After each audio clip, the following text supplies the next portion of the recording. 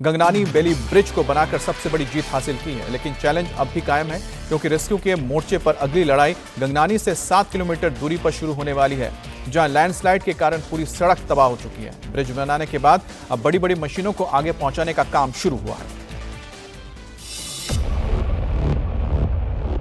सेना और बीआरओ की टीम की 24x7 मेहनत आखिरकार रंग लाई। आपदा में बहे इस पुल को दोबारा से खड़ा कर दिया गया।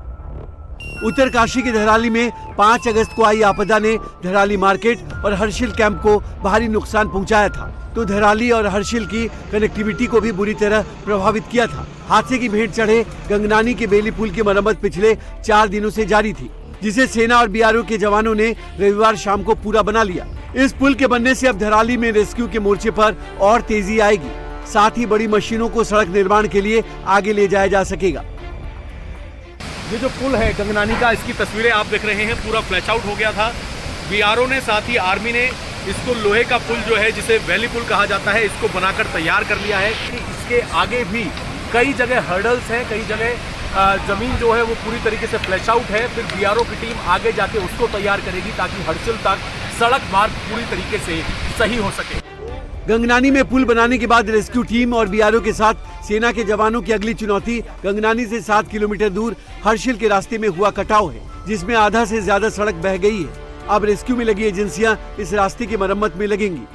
ये आप देखिए, ये रोड है और आगे से ये पूरी रोड कटी हुई है। बस साइड का एक छोटा सा पैसेज है जहाँ से आप सिर्फ पैदल जा सकते हैं, छोटी गाड़ी भी नहीं निकल सकती। और इतनी ये चौड़ी रोड है जहाँ पर मैं खड़ा हुआ हूँ, गंगनानी के उस वैली पुल से लेकर तकरीबन 7 किलोमीटर। और उसके बाद जैसे ही आप 7 किलोमीटर आगे आएंगे, जब गाड़ियाँ यहाँ तक पहुँचना शुरू हो जाएंगी, तो जो मशीनें हैं एनडीआरएफ, एसडीआरएफ की, इंडियन आर्मी भी है, तो वो अब इस दूसरे हर्डल को, यानी कि इस दूसरी लैंडस्लाइड को बनाने का काम करेगी, सड़क बनाने का काम करेगी, ताकि आगे आप हर्षिल पहुँच सकें। जो कनेक्टिविटी खत्म हुई है वो सही हो सके। उत्तरकाशी से हर्षिल पहुंचने के रास्ते में जगह जगह लैंडस्लाइड के कारण सड़कें बह गई हैं, तो सुखी टॉप में लैंडस्लाइड के बाद आर्टिफिशियल लेक भी बन गए हैं। 5 अगस्त को जिन 3 जगहों पर लैंडस्लाइड का सबसे बुरा असर पड़ा था, उनमें धराली, हर्षिल और सुखी टॉप शामिल हैं। गंगनानी से सुखी टॉप के बीच कनेक्टिविटी खत्म होने के बाद यहाँ पहुँचने के लिए पहाड़ों को पार कर नदियों के किनारे चलना पड़ रहा है। सुखी टॉप में भी बादल फटा था और किस तरह की तबाही थी, उसकी एक तस्वीर हम आपको दिखा दें। पीछे नदी बह रही है और नीचे चट्टान इस तरीके की हैं कि सुखी टॉप में यहाँ पर ये पानी जमा हो गया है, जिस वजह से यहाँ पर एक लेक बन गई और ये पानी यहाँ से निकल नहीं रहा। तो जो कहा जा रहा था कि गंगनानी में जो वैली पुल बन रहा है उसके बाद चीज़ें ठीक हो जाएंगी, तो बहुत दिनों का वक्त लगेगा पैदल मार्ग और गाड़ियों के लिए मार्ग बनाने में, क्योंकि जगह जगह पूरी की पूरी सड़कें गायब हैं और बिल्कुल किनारे जो पत्थर, पहाड़ के पत्थर टूटे हुए हैं, उनसे उतरकर नदी में चल के फिर आपको क्रॉस करना पड़ रहा है।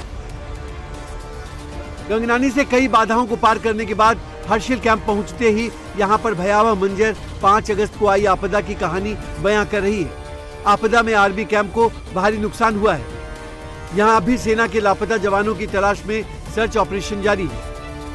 असल में हर्षिल गांव जाने से पहले जो मेन रोड है हर्षिल की, उसमें आगे ये रोड सीधा आर्मी कैंप में जाती है और यहीं से जब बादल फटा, जो नुकसान हुआ 5 तारीख को, उसने इस पूरी रोड को, आप यहां से देखेंगे तो ये दरार पड़नी यहां से शुरू हुई और आगे तक पूरा रास्ता जो है वो खत्म हो गया।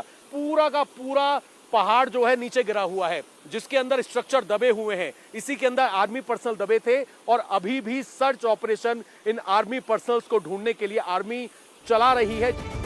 धराली में आई आपदा के 7वें दिन भी हालात सामान्य नहीं है। ब्रिज बनने और कनेक्टिविटी बहाल होने के साथ ही मॉडर्न इक्विपमेंट की मदद से लापता लोगों की तलाश जारी है।